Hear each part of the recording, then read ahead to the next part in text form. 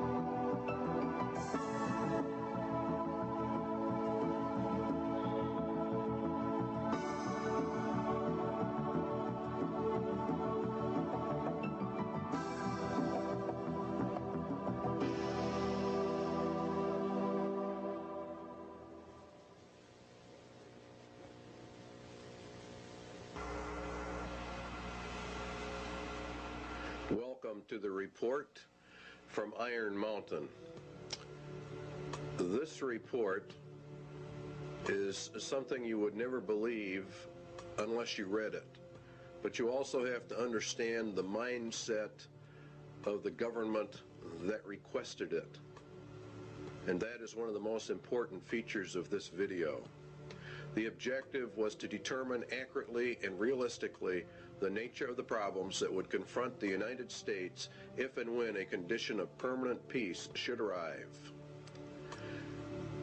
This is one of the key elements of the report, because we are to go under the Antichrist system, an era of supposed peace. And this is what this whole program was about. If and when a condition of permanent peace should arise, that means that peace in reality equals world socialism, as we will find out as we journey through this report. And they were to draft a program for dealing with this contingency. In other words, this is a planned situation.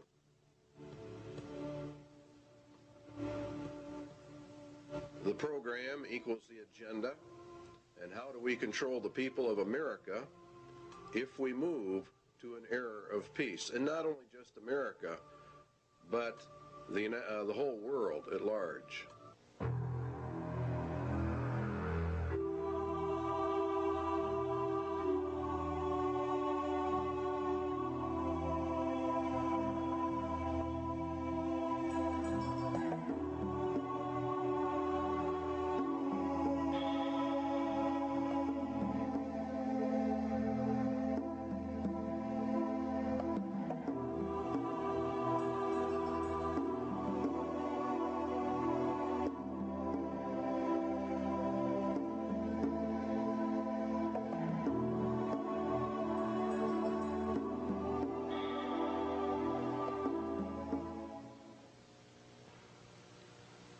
In 1961, Public Law 87-297 was passed, paving the way for the United States to be merged with the United Nations.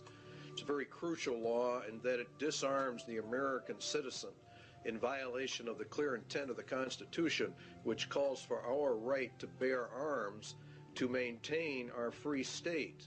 And by the calling for the disarming of all Americans, of course, we lose our free state and we are submerged actually into a slave state.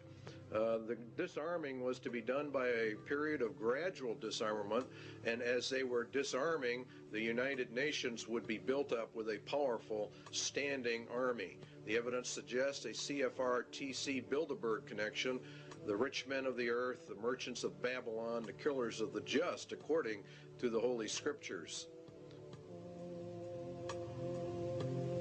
The report concerns itself with a globalist agenda, and the conclusions reached have been advanced by these groups. Every one of the conclusions in the Iron Mountain report have been advanced by these groups: Committee of 300, the CFR, TC Bilderbergers, Royal Institute for International Affairs, Tavistock, your Club of Rome, United Nations. It goes on and on.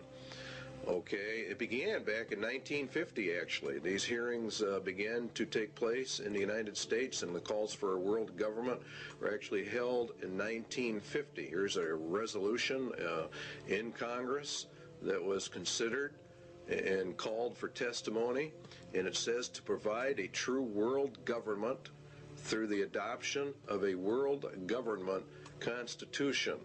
There was a clear intent to place the United States directly under the United Nations and to scrap our Constitution. Universal peace is a prerequisite for the pursuit of that goal, and from the competitive anarchy of nation states, therefore the age of nations must end, and the era of humanity must begin. You will find there's a constant call for the merging of all humanity. Here's a resolution adopted in the United Nations. This is what it says: regulation, limitation, and balanced reduction of all armed forces and all armaments. The all armaments means your weapons that you have in your closet for your own defense. It includes handguns and rifles and all kinds of things. Here's your blueprint for world peace, which was issued also in 1961, concurrently as this move towards putting us under the United Nations. You'll find that as the United States and the Russian military are to be reduced, the UN is consistently brought up to a higher and higher position. The only thing we are left with are internal security forces.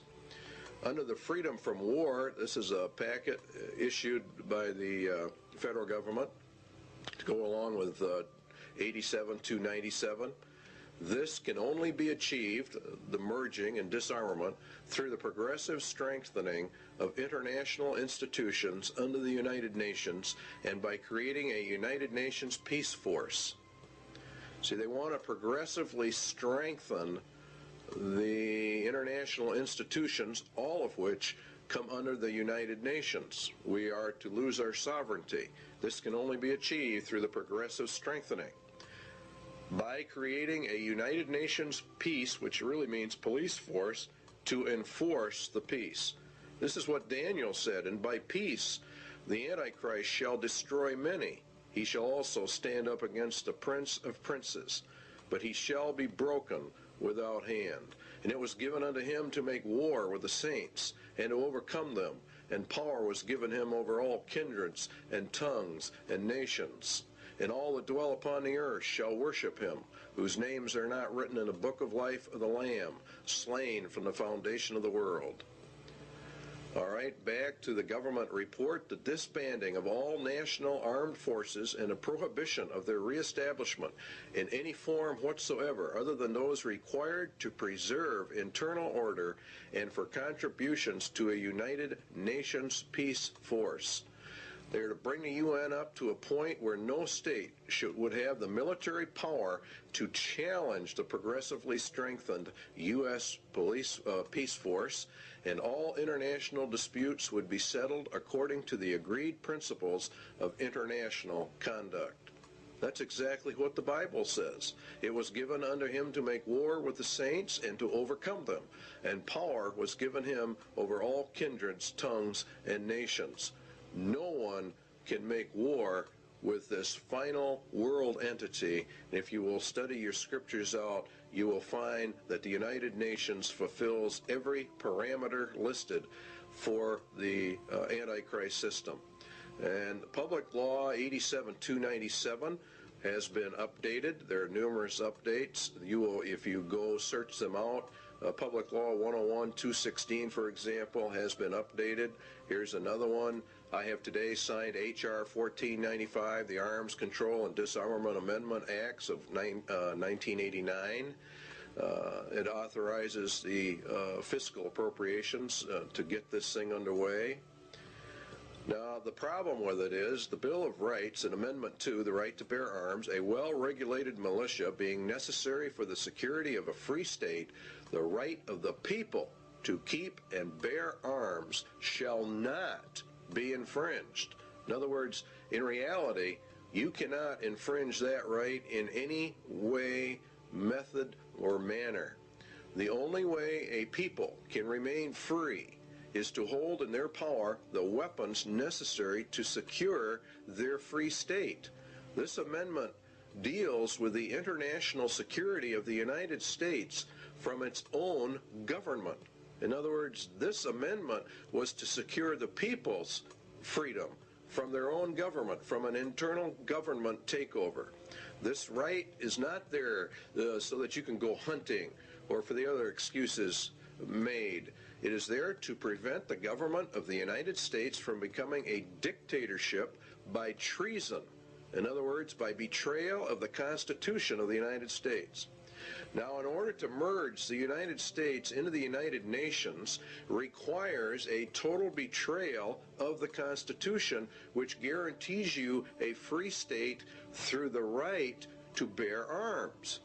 You see the connection? The United Nations, the communist, illuminist, Masonic world dictatorship. And there are no freedoms, hence they have to get the guns to eliminate the free state nation guarantee in our Constitution.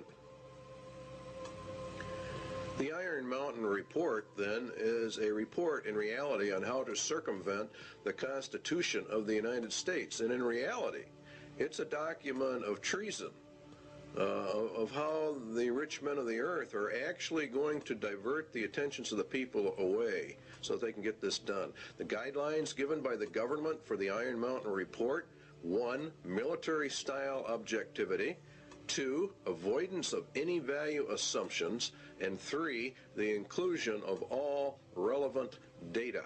And this is a very important part of this report, is the avoidance of all value assumptions. This is what makes it so absolutely cold and inhuman. It is to be amoral. It is as a computer is amoral. It deals in factual data. There is not any mercy. There's not any compassion. It doesn't deal in right or wrong or what is good or evil. It is a report on the handling of men, women, children, and babies on the basis of herd or animal management without regard to any moral considerations whatsoever. It reduces people to objects. It reduces all humans to non-entities with no rights of self-determination, with no rights granted by the Creator, and with absolutely no rights under a Constitution. The Constitution has been effectively canceled by Iron Mountain. Now again, you'll find these resolutions coming up in Congress all the time that want to strengthen the United Nations, to establish an international criminal court, SJ 32. These are bills before the Congress and the Senate. The implementation of Agenda 21 and other Earth Summit agreements, which is all United Nations. Reagan called for the World Army. Clinton has approved a UN Army. You're seeing it on TV all the time.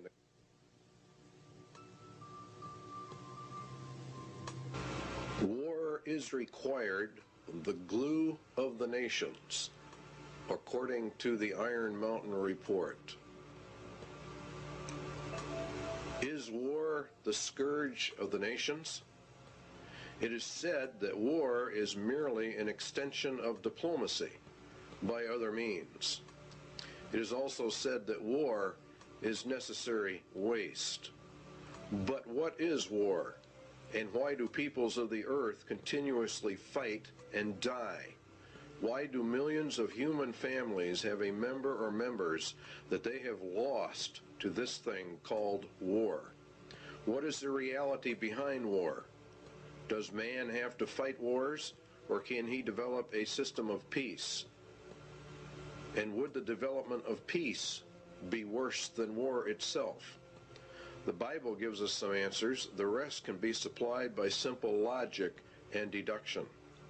James tells us that from whence come wars and fightings among you? Come they not hence, even of your lusts, that war in your members? Ye lust and have not, ye kill and desire to have, and ye cannot obtain. Ye fight and war, yet ye have not, because you ask not.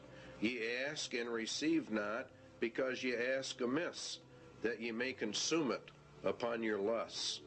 The root of war, then, is lust, and lust is want, and want is greed, and the root of greed is a self-centered heart, an unregenerated human heart.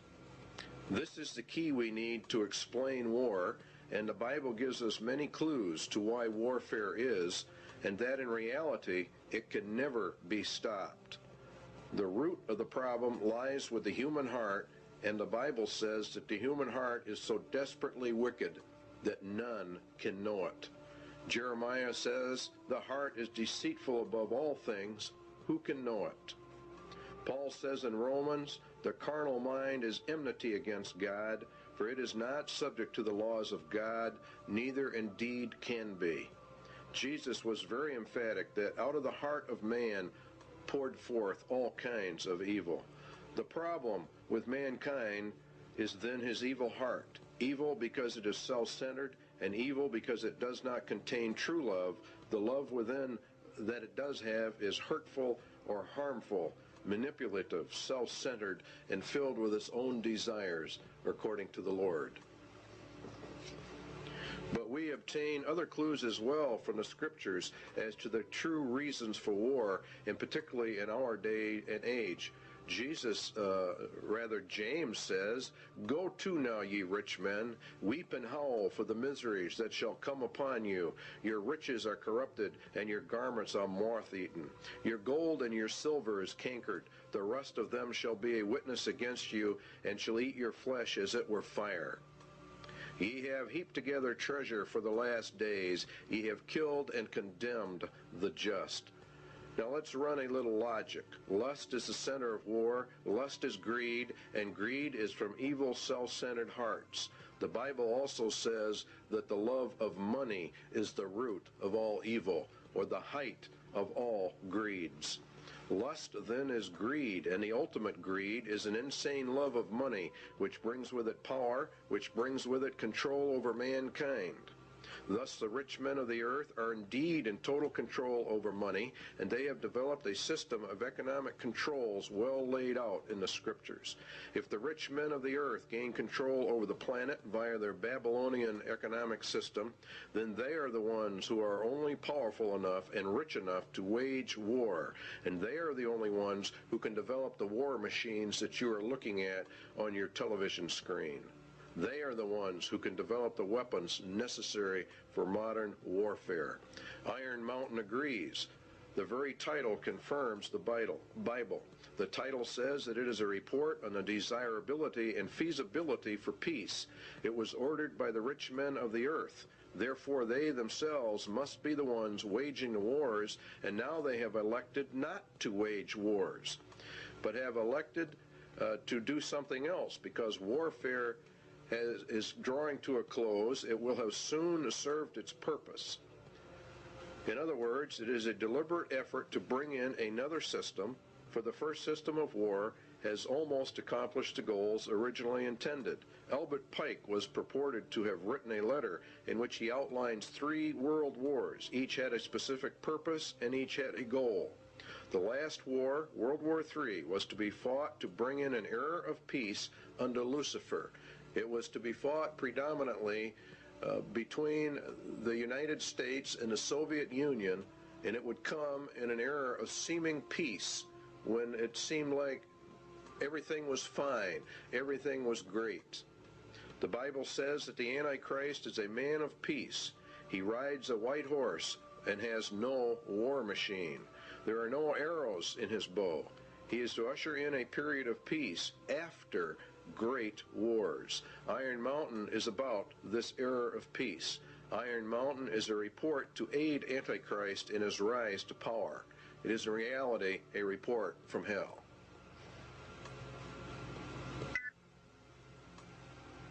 Iron Mountain asks, what can be expected if peace comes? What should we be prepared to do about it? What, for instance, are the real functions of war in modern societies? These are very important questions. The Soviet Union says a peaceful exploration of outer space is the constructive alternative to the plans aimed at spreading the arms race. In other words, we are always going to find that the opposite of war is peace, which of course it is in reality. But what Iron Mountain is getting at is, what are the real functions of warfare, the invisible functions of warfare? What role do they play in the overall structure of human society? For example, the Soviet Union has been on a war footing for years and years. We have, to a lesser extent, in America, been on a war footing. It's been predominantly a Cold War for many, many years, but nonetheless, it has been, and as far as the economics of it are concerned, it has been a war era. It's been an age of war. And what this report is asking about is, what about peace? It is surely no exaggeration to say that conditions of world peace would lead to changes in the social structure of the nations. These changes would be of unparalleled and revolutionary magnitude. As we would transition then from an era of war into peace, what would be the problems?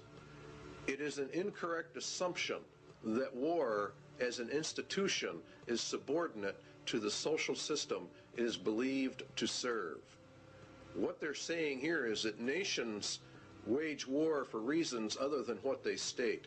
War itself is the basic social system within which others are secondary modes of organization, conflict, or conspire. In other words, war itself is the basic social system of mankind. And if we go to peace, we're going to have problems unless we understand that. It is the system which has governed most human societies on record today. Well, this is, of course, very true in our day and age. We have seen nothing but war, starting predominantly with World War I and coming forward. The Soviet Union has had tremendous expenditures in their military, and the United States has likewise. It's been, in reality, an arms race. We're going to find out there is a reason for it. The capacity of a nation to make war is the greatest social power it can exercise. War making, active or contemplated, is a matter of life and death, says Iron Mountain. The misconceptions of war: one, to defend a military, or defend a nation rather, from military attack by another, or to deter such attack. To defend the national interest, economic, political, or ideological. To maintain or increase a nation's military power for its own sake. Now you see, these are the visible or more obvious reasons why a person would say, well, that's why we have war. But what they're saying is there are more less obvious, very invisible reasons for why nations have war. And this is the heart of the entire Iron Mountain report. Its conclusion was that war is absolutely necessary. It's an absolute requirement for human societies and nations to come together. It is in reality, they claim, the glue of the nations. The Soviet military machine, or its war-making capacity, is the actual glue that has held the Soviet Union and the Communist Empire together. If they were to move into an era of peace, what would happen? All right, Iron Mountain says it is these invisible or implied functions that are the dominant forces in our society. So what we have to find out then is what are the true functions of war in a society. Why, for example, has the Soviet Union and the United States, both of which are controlled by the rich men of the earth, been on a constant war footing, constantly escalating this conflict? Why are they doing it, and what are the reasons behind it? Economic reasons are, it is a necessary waste that operates outside the normal economic supply and demand system. Warfare creates an artificial demand. In other words, the war system itself, having huge militaries with all of their armaments, with all of the research and developments, creates a demand. This waste of money outside the system, according to Iron Mountain, acts as a counterbalance to the economic growth of the nation. It is progressive for research and development of weapon systems, and it spurs technological advances which spin off and help society at large. Defense spending per se might be countenanced on economic grounds alone as a stimulator of the national metabolism. In other words, war itself, for economic purposes, is a tremendous growth factor For the political reasons, it's different. A nation is a group of people organized together with a common goal and a national identity. The nation has an outlook or an attitude of how it will deal with other nations, and that's what we call foreign policy.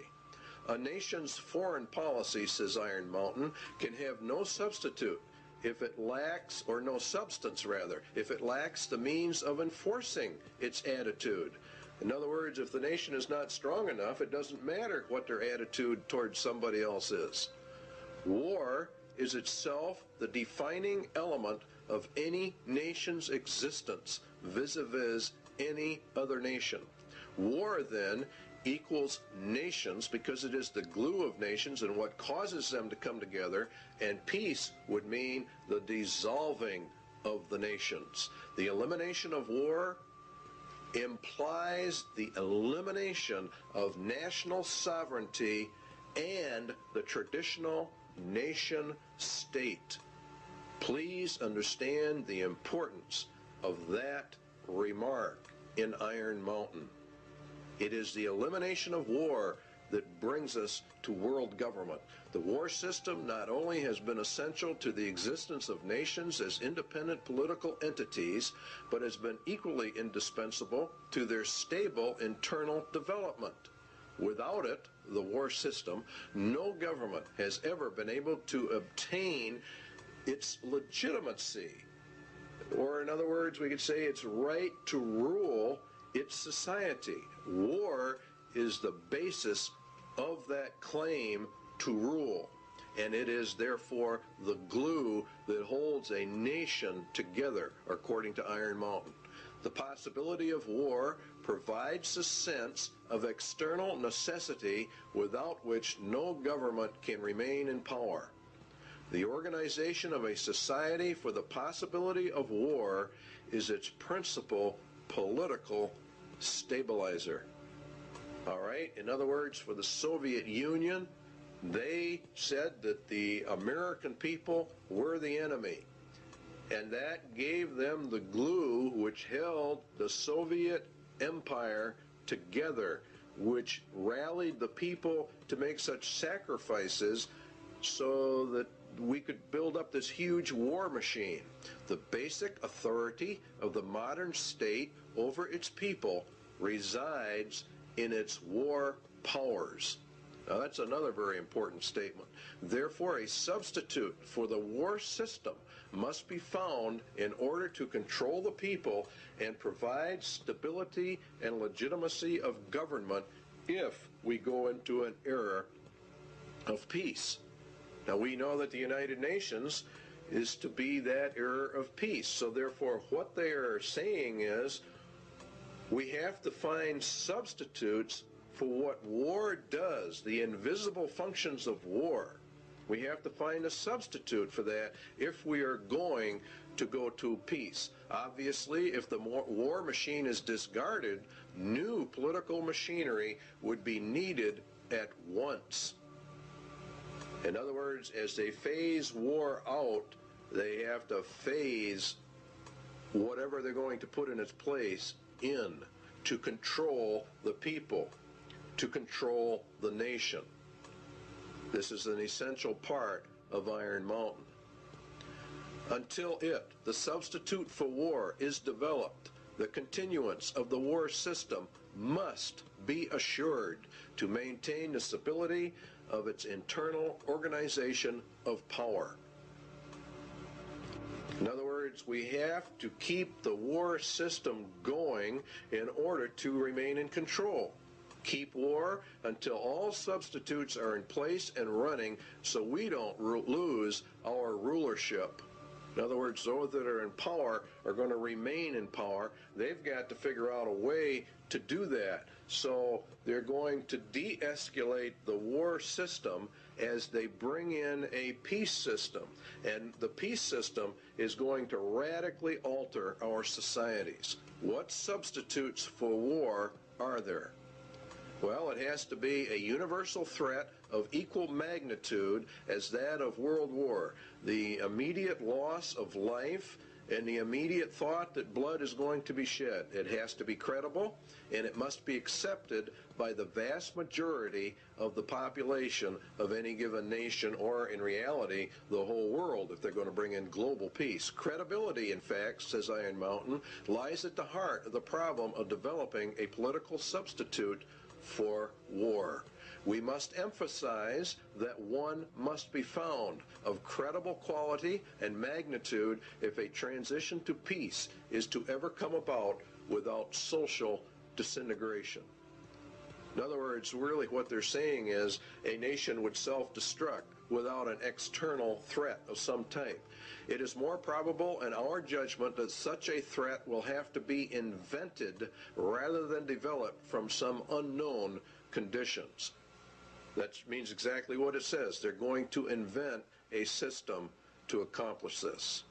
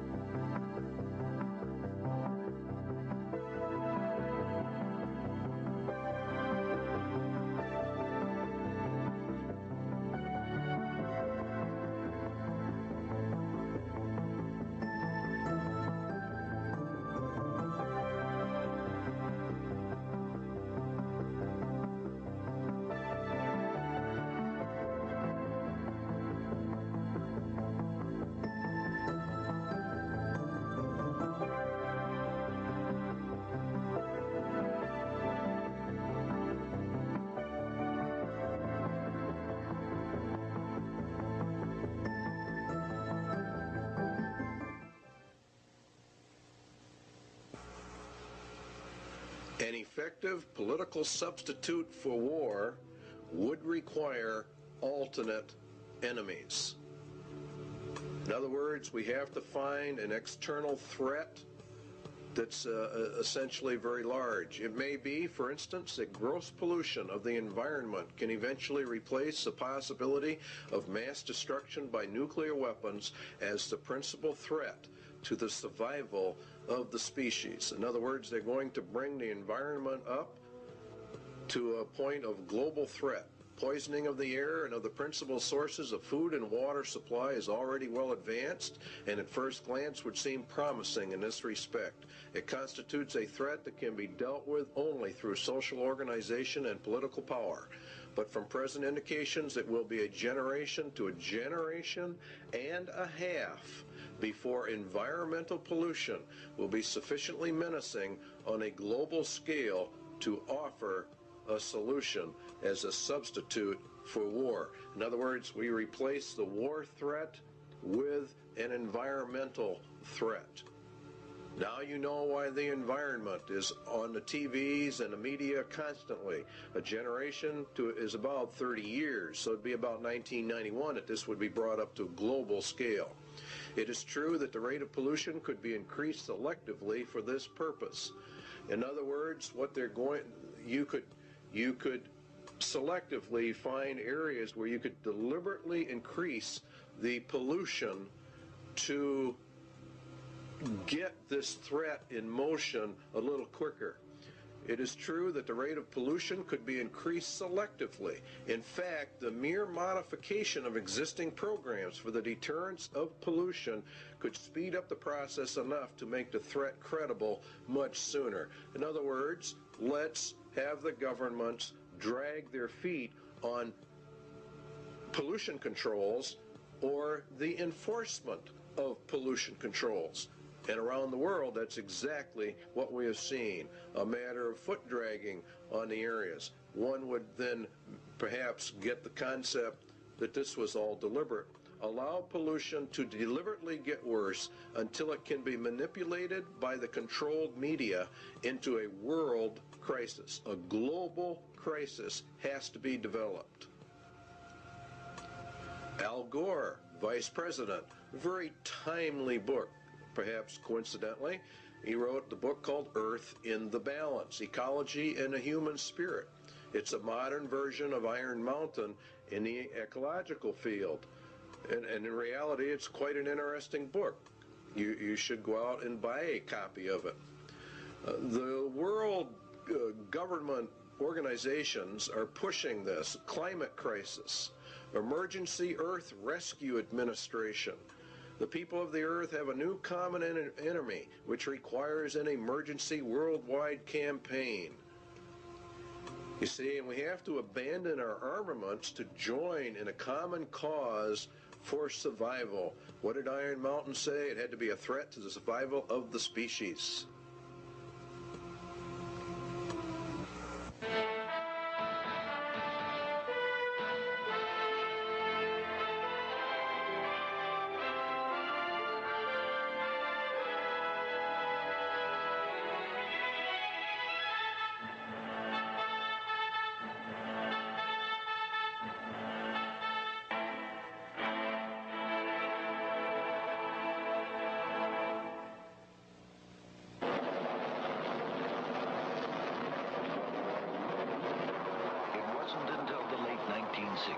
When Apollo missions were bound for the moon that we were first able to see complete pictures of the Earth. Environmentalists began to look at our planet as a single fragile ecosystem. Now we are intensely studying the thin halo of atmosphere that surrounds and protects Earth. It recycles the air we breathe, regulates climate, and acts as a protective barrier, filtering out much of the sun's harmful radiation. Last year, an international group of scientists proved that ozone, the key element in this filtering process, is being lost at an alarming rate over the South Pole. In fact, a sizable hole develops over this area each winter. Without ozone, the sun's harmful radiation will destroy life on Earth. A group of man-made compounds called chlorofluorocarbons, or CFCs, used as refrigerants, cleaning solvents, and in some plastic foams, are to blame for this environmental problem. They eventually make their way into the atmosphere and destroy ozone. According to Dr. Brian Toon of NASA's Ames Research Center, it is a global-scale environmental problem. This really marks the first time in the history of environmental science where human beings on one side of the planet have done something to the planet that has significantly affected it globally and on the far side of the planet from where the original pollution took place. Using the beautiful seaport town of Stavanger, Norway, as a base of operations, an international team of scientists assembled this year in an emergency effort to make a detailed study of the North Pole. Most of the work was performed aboard two NASA aircraft. This is the ER-2. For the mission, special wing pods are attached containing atmospheric chemistry analysis equipment and a host of other instruments. Typically, flights are made about 12 miles up, along the fringes of space, right into the layers of atmosphere directly affected by ozone loss. The ER-2's research partner is a modified DC-8. It flies at lower altitudes, but has increased fuel reserves, which allow it to cover more territory. even flights directly over the North Pole. Inside, the DC-8 is actually a complete scientific observatory, loaded with sensing instruments. Scientists perform their experiments and are able to map results right on the spot. This instrument contains 4 lasers capable of shooting light many miles up into the atmosphere. The light reflects back to the plane and provides scientists with a cross-sectional map of ozone concentrations as well as aerosols, or regions where ozone depletion is capable of occurring. Initial results from both aircraft indicate that high concentrations of CFCs have been found at northern latitudes, primed for ozone destruction. When combined with high-altitude ice clouds, the right amount of sunlight and confined slow-moving masses of air, ozone destruction occurs. As a result of this airborne mission, scientists were able to confirm the process and predict areas of depletion. International policymakers have met in hopes of limiting the amount of CFC production and recently agreed to phase out its use by the year 2000. Many scientists worry that this may not be soon enough. Again, Dr. Toon. With the ozone problem, for example, when you release chlorofluorocarbons to the environment, it's decades to centuries before those are removed. Researching safe economic replacements for CFCs is a vital part of solving this serious environmental issue. Thanks to the intensive work done in the last few years, we know why ozone depletion exists. It is now up to the world community to take responsibility for the future of our global environment.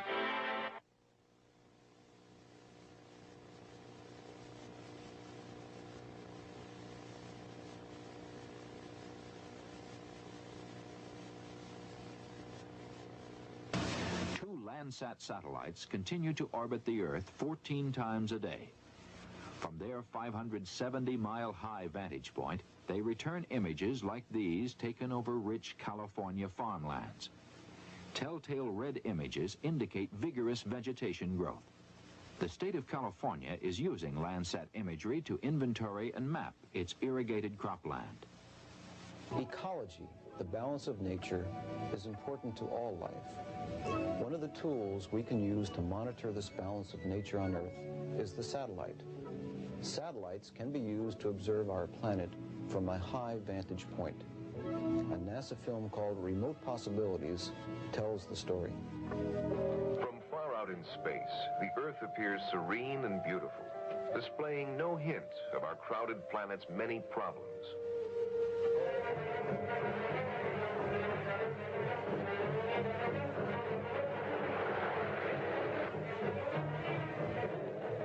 As we have used and changed our planet, we have become aware that in many ways we are exhausting it. Exhausting our food supplies, our sources of energy, our natural lands, exhausting the potential of even the once seemingly limitless oceans. Management of Earth resources is at a critical stage. It has never been more important that we understand the environmental relationships of our planet. Scientists are striving to apply the technology of the space age. The quest for more and better information about these complex relationships. In 1972, a new kind of satellite left the launch pad and rose to an altitude of 910 kilometers from Earth. There it settled in a circular orbit around the planet. This satellite, called Landsat, opened a new era of Earth resource management.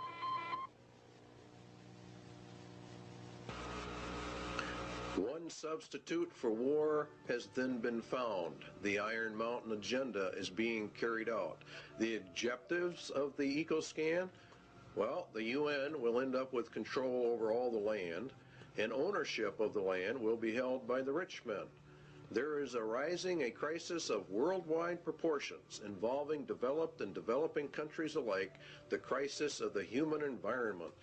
The process of compromise of national interests will, of course, have to take place. International economic security is inconceivable unless related not only to the world's environment, but also to the elimination of the threat to the world's environment. Well, the only major threat is private property ownership and private property rights, where people can do as they want. Let us also think about setting up within the framework of the United Nations a Center for Emergency Environmental Assistance. You can see how they're raising this thing up to an emergency status, an emergency level. And that's what Mikhail Gorbachev said in December 8, 1989, in a speech to the United Nations.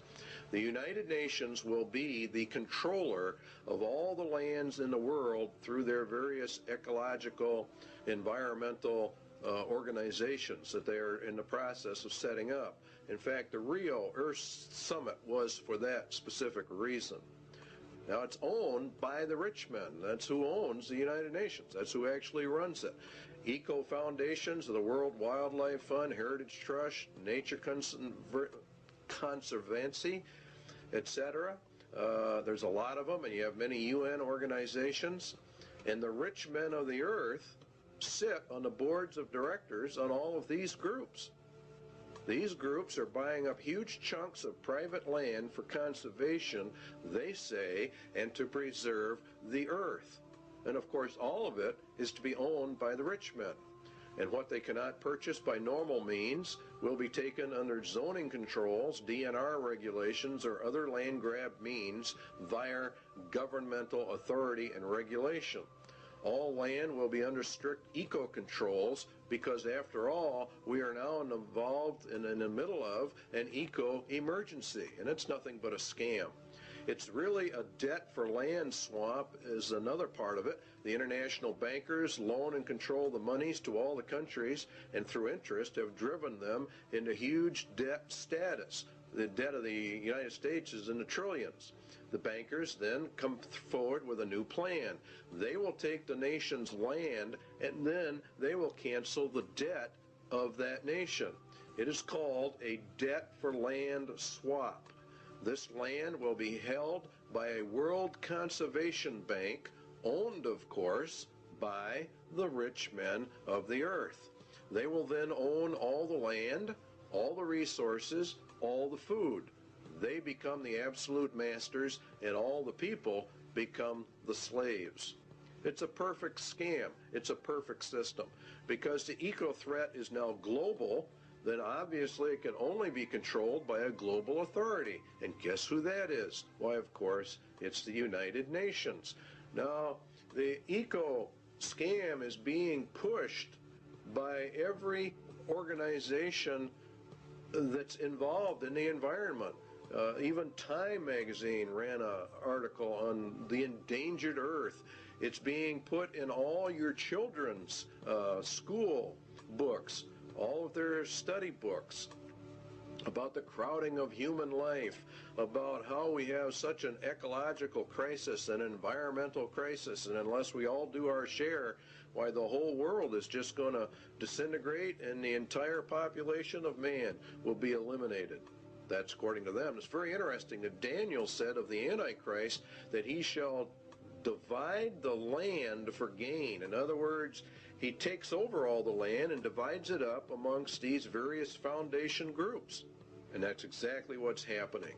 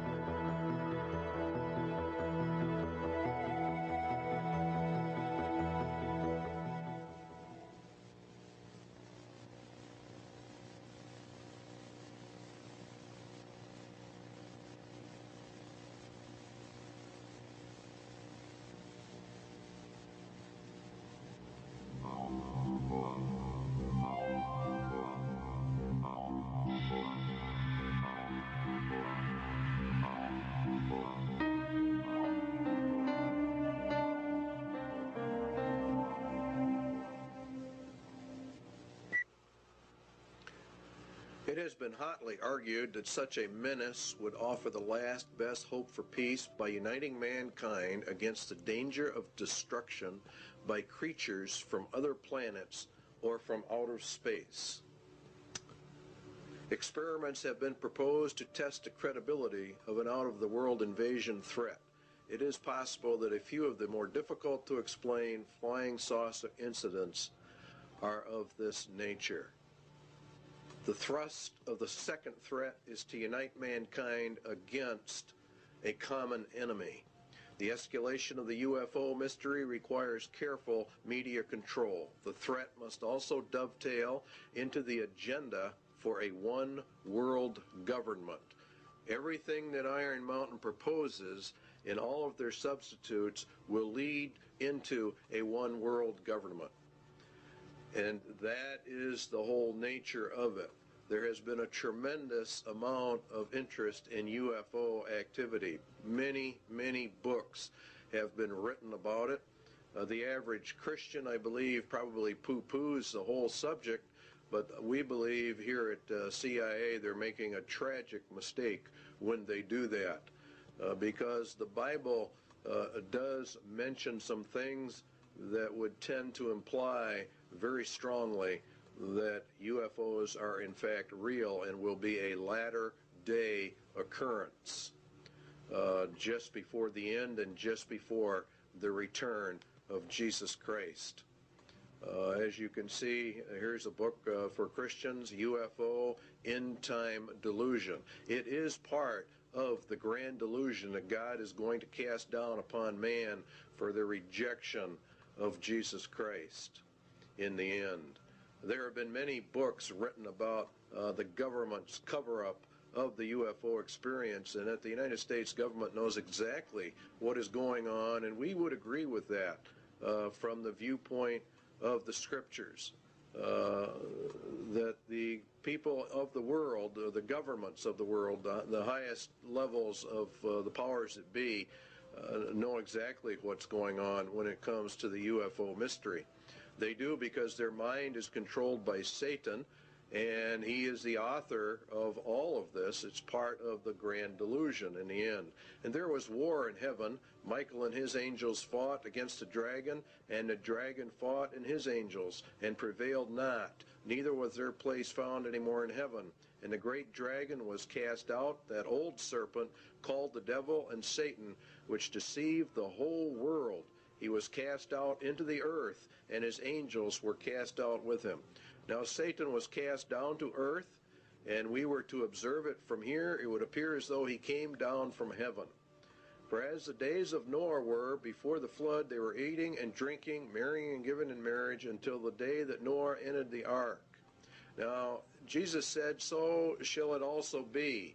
And the days of Noah were quite a few. He lived 950 years before and after the flood.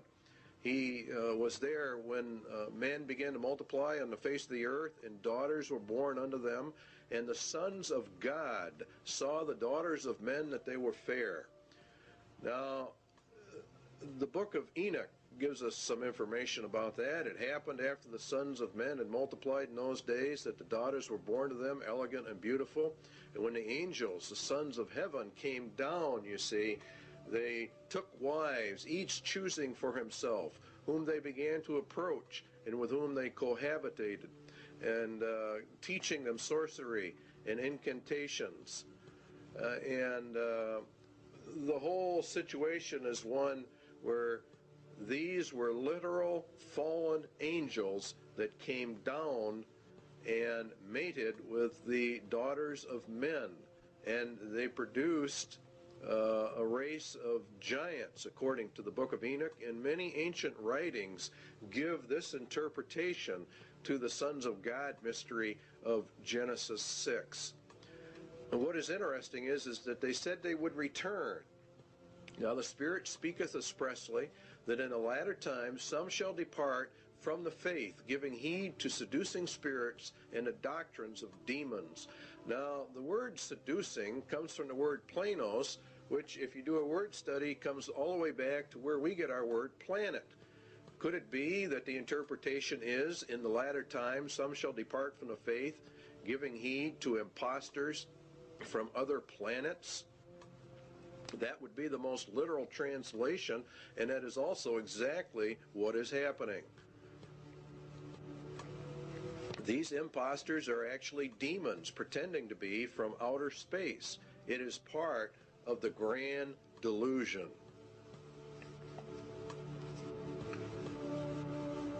For this cause God shall send them strong delusion, that they should believe a lie, that they all might be damned who believed not the truth, but had pleasure in unrighteousness. They reject the concept of creation, even him whose coming is after the working of Satan with all power and signs and lying wonders. This would result in UFO contacts of the first, second, and third kind as Satan sends his advance guard to prepare man for the grand delusion.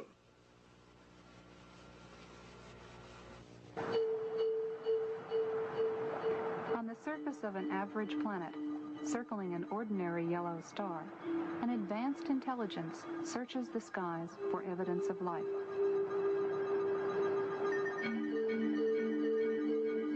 Directed by even higher intelligence, machines with brains of silicon patiently sift through faint shards of radio data for the unmistakable signal that will indicate the first sign of life beyond Earth.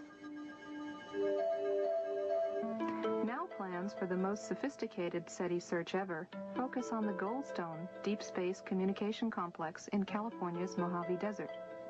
It is the site of tests for a possible future NASA project, one not yet funded. The full-scale NASA system, when operational in the next decade, would be billions of times more powerful than the sum of all previous searches. For Carl Sagan, a proponent of SETI for many years, this technical progress has made the present unique. For the first time, we're mustering substantial, sophisticated, serious scientific searches for extraterrestrial intelligence. There's never been a time like that before. So there is some chance that in the next few decades we will get a signal from some spectacularly distant, spectacularly exotic civilization, and everything on Earth will, as a consequence, change. That is possible.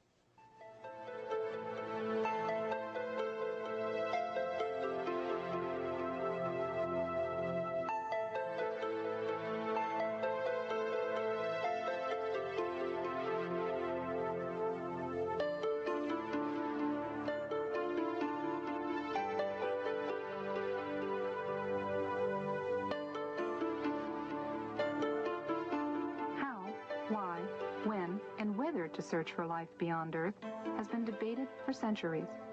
Deciding what sort of signal to look for in the skies is no easy task.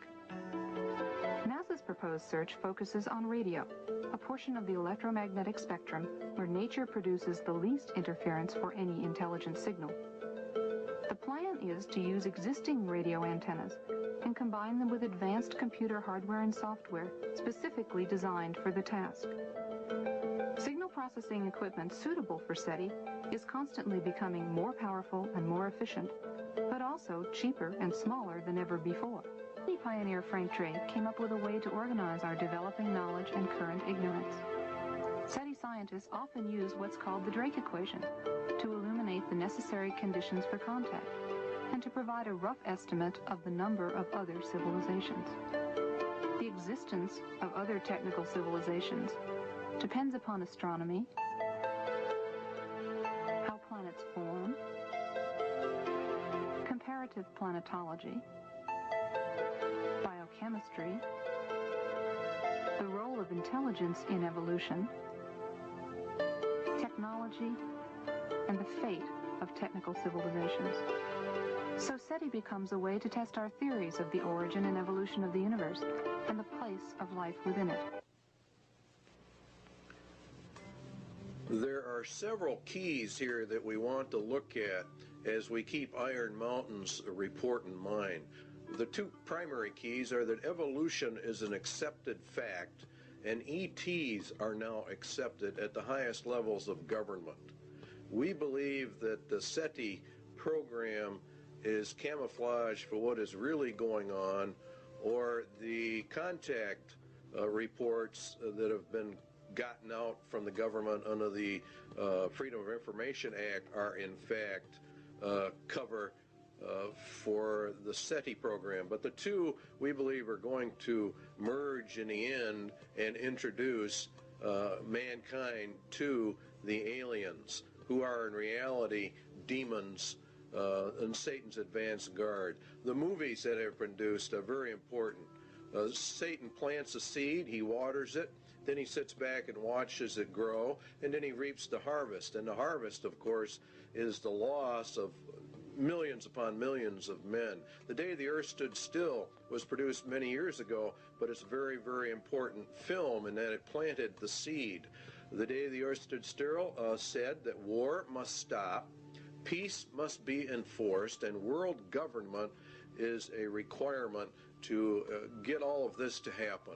The message was very important. E.T., a very, very popular movie, taught us some things as well. It said that reptiles are very cute, that love is the answer, that love heals, but more importantly, that we all evolve in a different manner. You're going to find evolution at the bottom of all of these movies. And Star Wars is another one. How famous they were. Well, they're programming the human mind for certain things. One, evolution of the races, good and evil forces, a universal, eternal fight between the forces of good and evil, and more importantly, a federation of planets, a uniting of the nations, a uniting of all the planets. Mankind will evolve upwards and eventually will join in intergalactic civilization. And this is the important keynotes in every one of these movies. Close Encounters of the Third Kind was a very, very important film. It bases itself on evolution. Two, that the United Nations is a central player in that movie. The U.S. military is connected to the United Nations in that movie, and that mankind will join interplanetary civilization. It starts by contact, by exchanges of the races. In other words, some of our people go there, and some of their people come here. Now, something surfaced not too long ago called Majestic 12 that dealt with government contact with aliens. A lot of people laugh at this document and think it's a hoax. Our research against the Bible would say that it is not a hoax, that this actually is legitimate and that contact has been made. Operation Majestic 12 is a top-secret research and development intelligence operation established by special classified executive order of President Truman. Now, this took place back some years ago. Very interesting, however, what Majestic 12 sets up. A rancher reported that a UFO had crashed in a remote region of New Mexico. Now, you might have even seen this replayed on Unsolved Mysteries. They ran a series on this. A secret operation was begun to assure recovery of the wreckage of this object. Aerial reconnaissance discovered that 4 small human-like beings had ejected from the craft.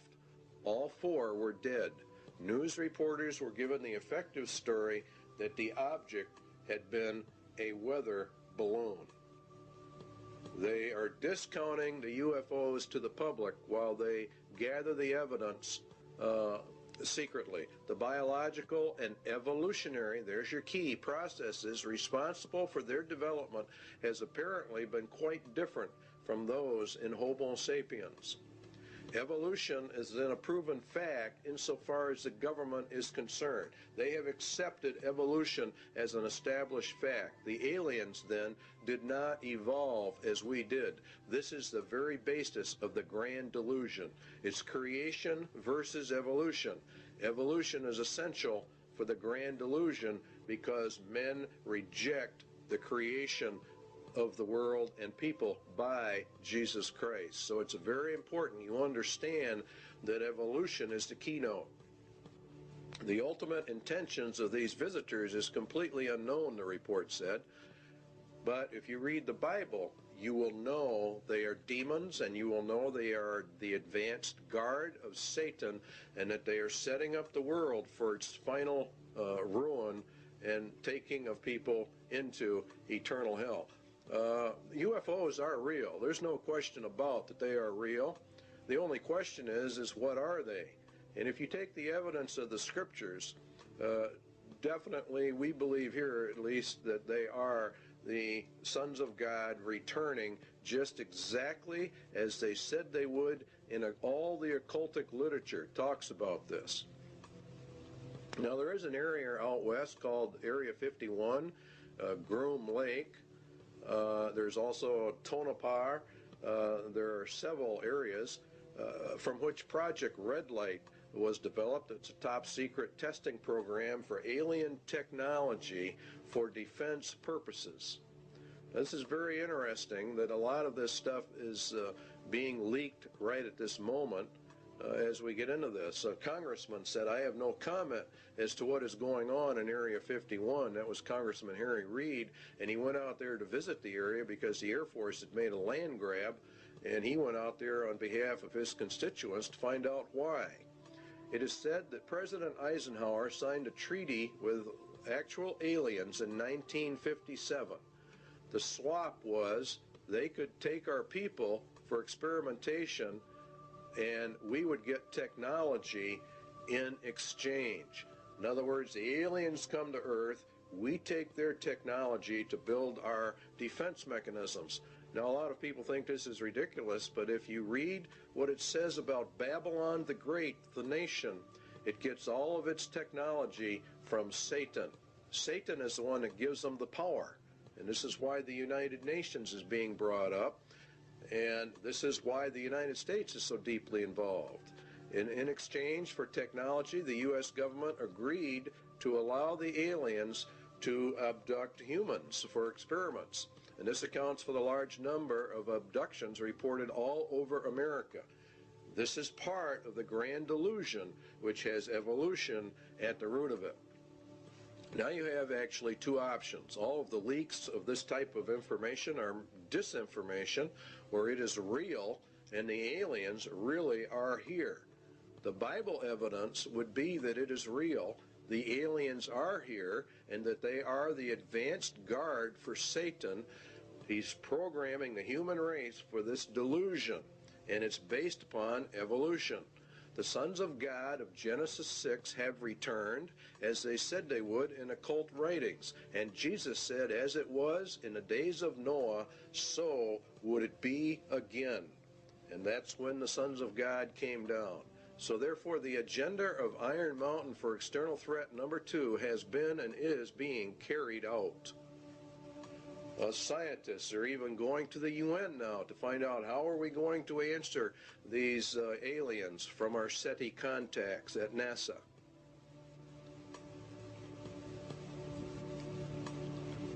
They believe the UN should do all of this.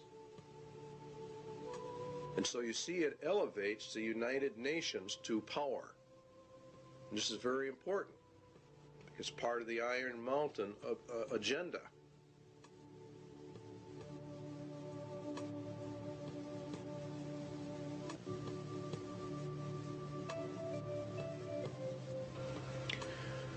It might be argued that a well-armed international police force operating under the authority of such a supernatural court could well serve this purpose. In other words, they're going to set up another threat. This is threat number 3, actually, an omnipresent, virtually omnipotent political or police force.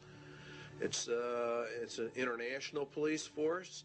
Because remember, if we go into peace, we have to dissolve the nations, because war is the reason we have nations. All right, so the report then that was issued by the State Department, Freedom from War, and the program was to establish a permanent international peace force within the United Nations. In other words, to deliberately bring it up. the peacekeeping capabilities of the United Nations would be sufficiently strong and the obligations of all states under such an arrangement sufficiently far-reaching as to assure peace and a just settlement of differences in a disarmed world.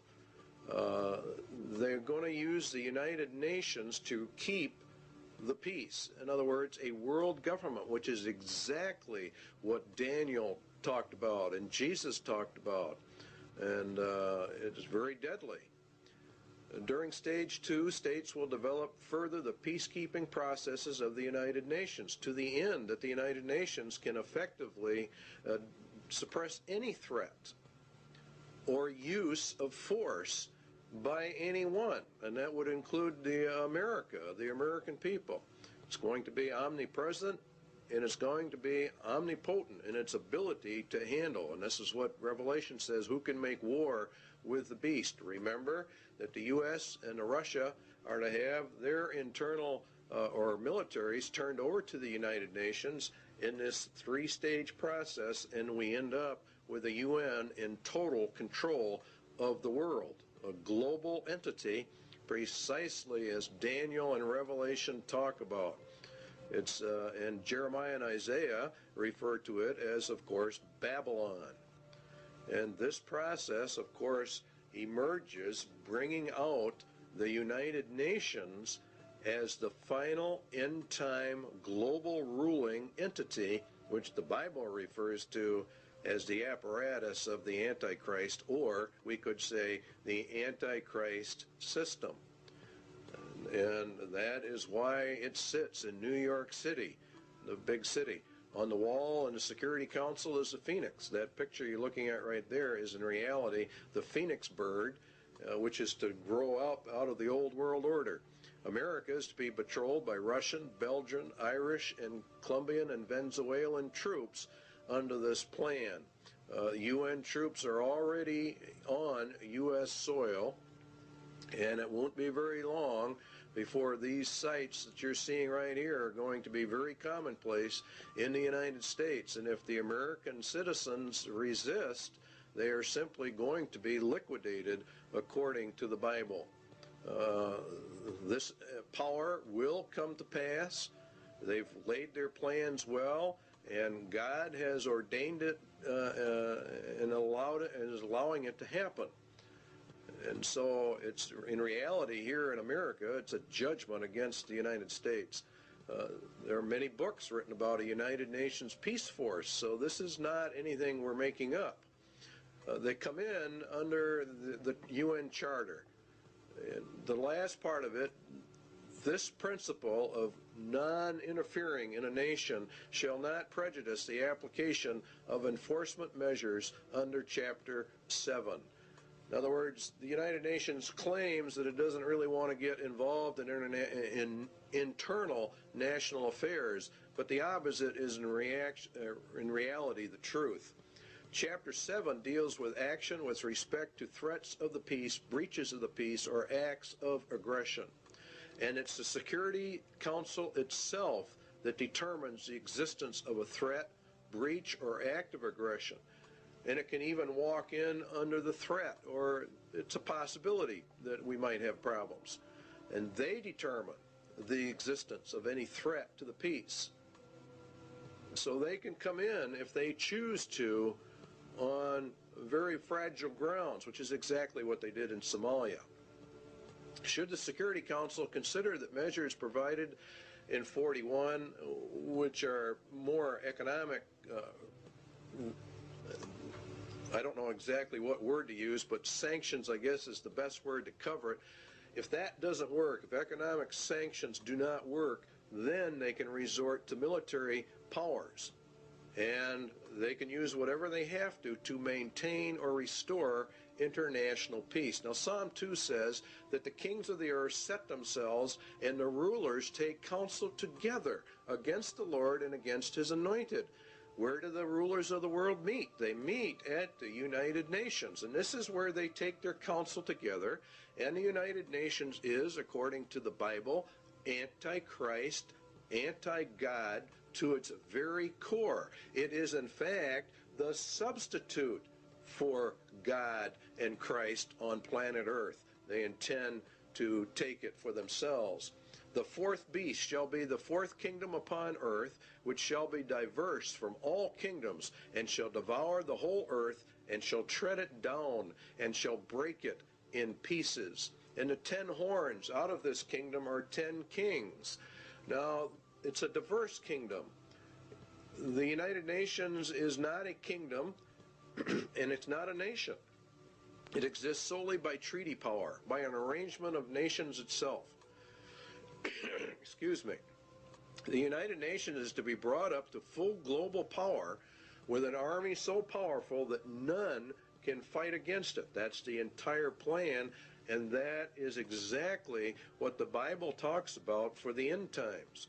It will also break into pieces the entire world, and that's done under Article 52, which deals with regionalism, which is in fact breaking the world into pieces. And this is how they do it.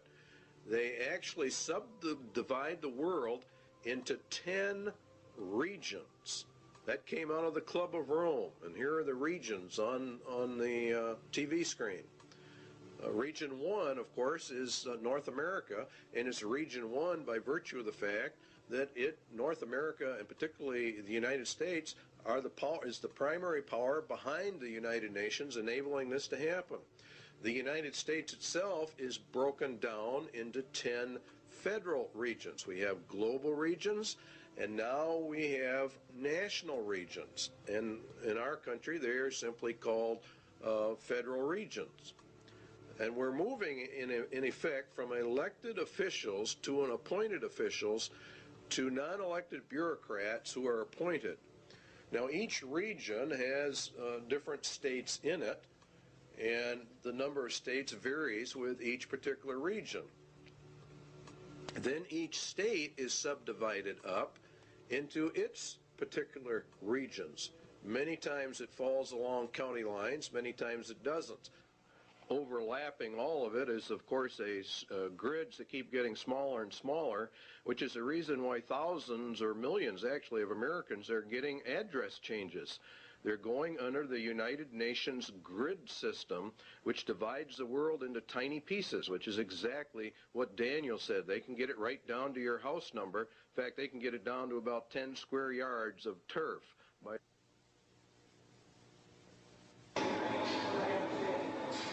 Recently, NASA's Landsat 4 satellite, shown here just before its trip into space, was launched from the Western Test Range by a Delta rocket.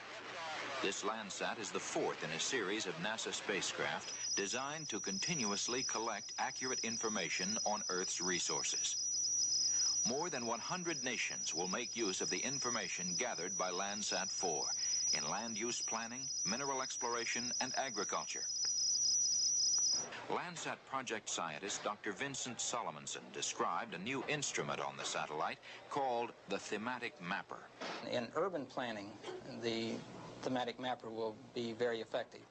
Features that were blurred or hazy over cities as viewed by the multispectral scanner on Landsats 1 through 3 will be seen much more clearly from the Thematic Mapper, and as a result, urban planners will be able to manage and monitor the spread of the urban sprawl into the surrounding countryside.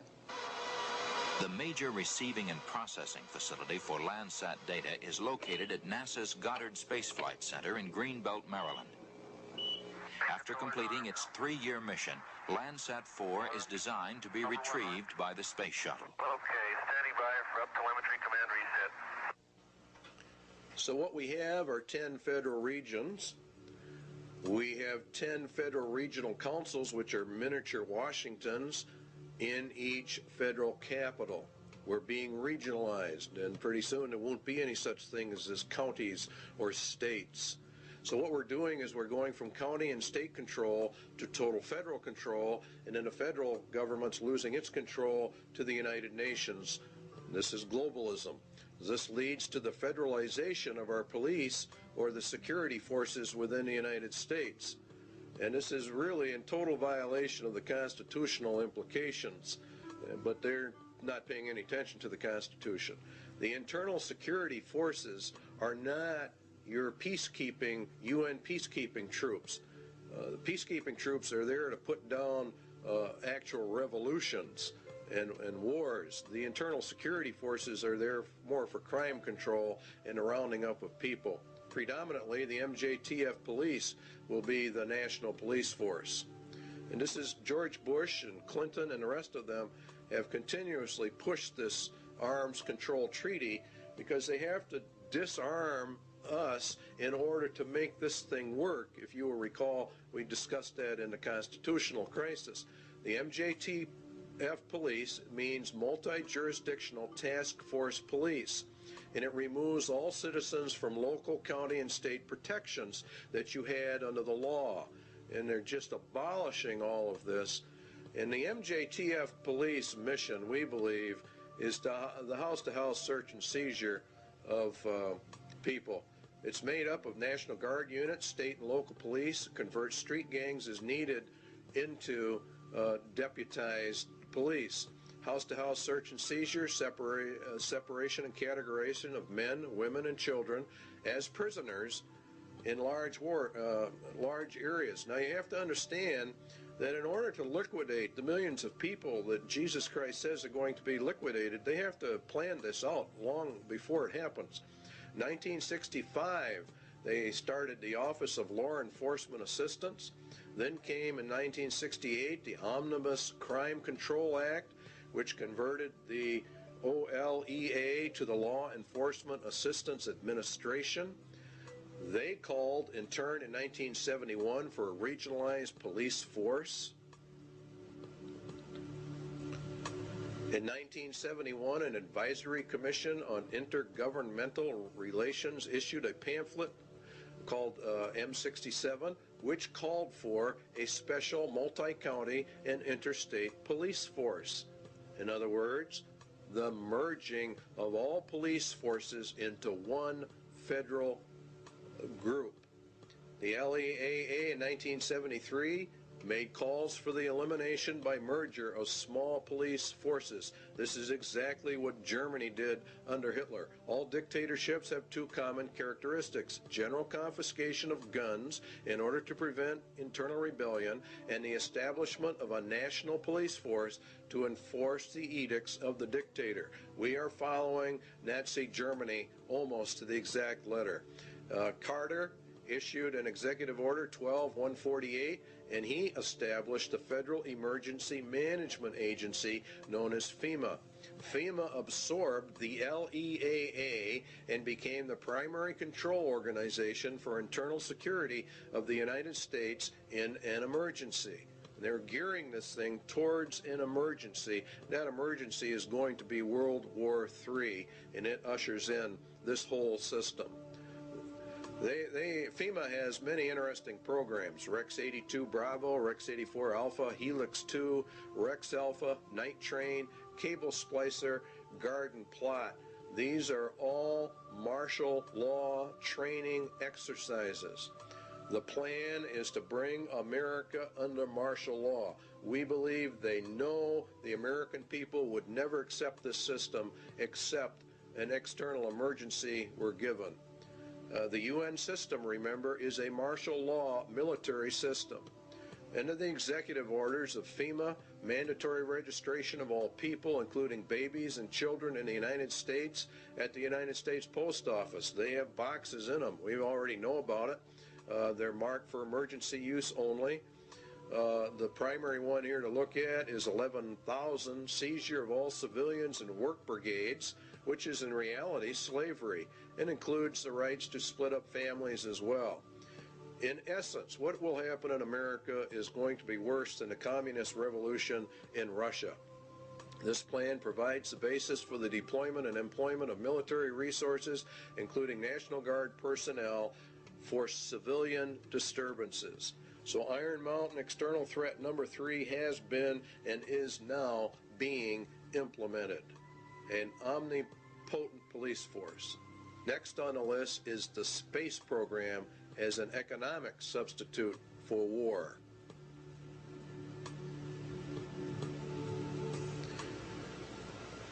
It is the development of a long-range sequence of space research projects with largely unattainable goals.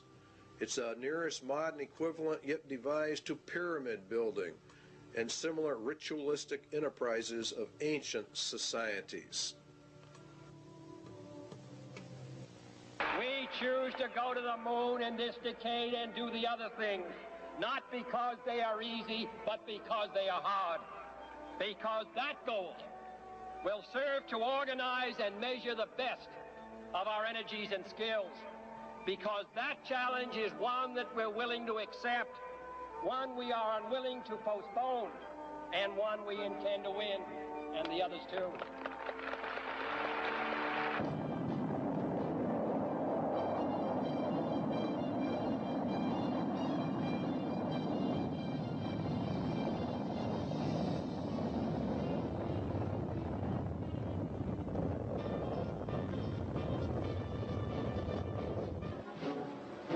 Everything associated with the Saturn V was huge. The rocket itself, the building where it was assembled, and the crawler transporter that carried it to the launch pad.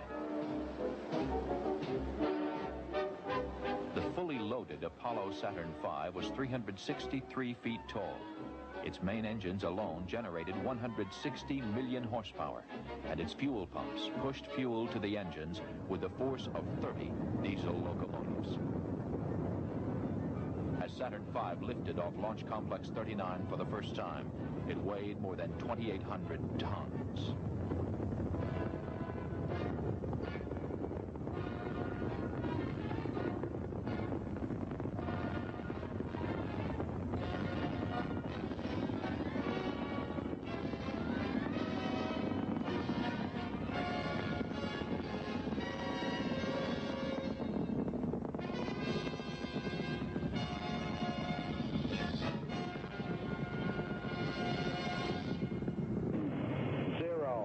Engine running. Liftoff. We have a liftoff. 32 minutes past the hour. Liftoff on Apollo 11. Tower cleared. We got a roll program. Neil Armstrong reporting the roll and pitch program, which puts Apollo 11 on a proper heading.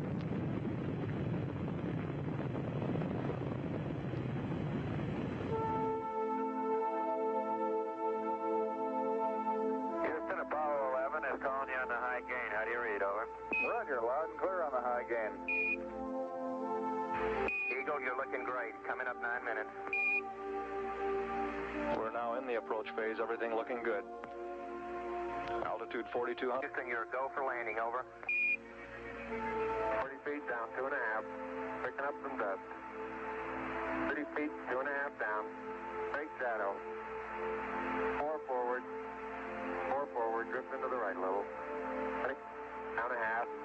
30 seconds forward, just. Hey.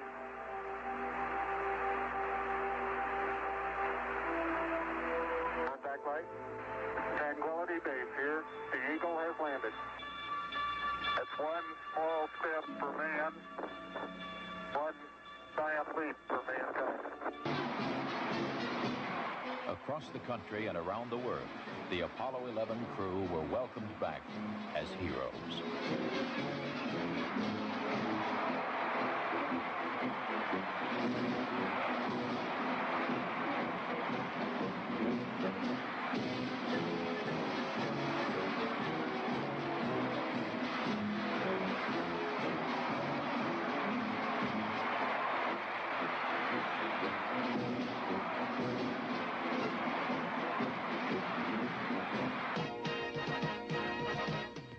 Before Project Apollo ended, 6 additional flights to the moon were made, and all but one were highly successful.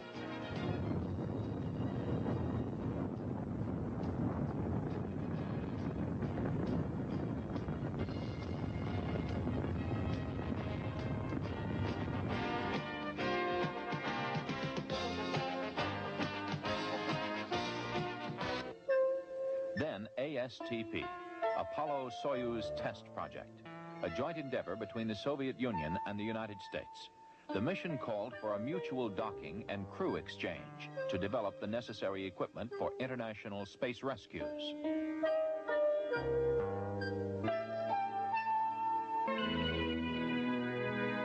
We looked back at planet Earth with Landsat remote sensing satellites. Crops, forests, pollution, all can be photographed in great detail to help us better manage our Earth's resources.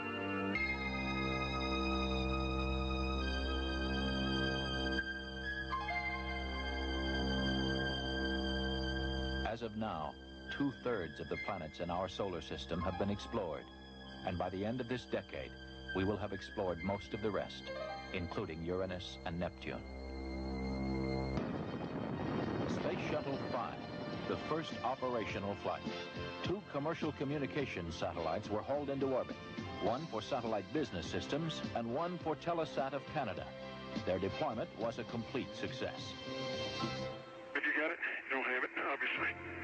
I got it. Space Shuttle 6 was the second operational mission and Flight 1 for Challenger, this country's newest spacecraft. After launching a 5,000-pound tracking and data relay satellite from the payload bay, mission specialist astronauts Story Musgrave and Donald Peterson became the first Americans in 9 years to walk in space.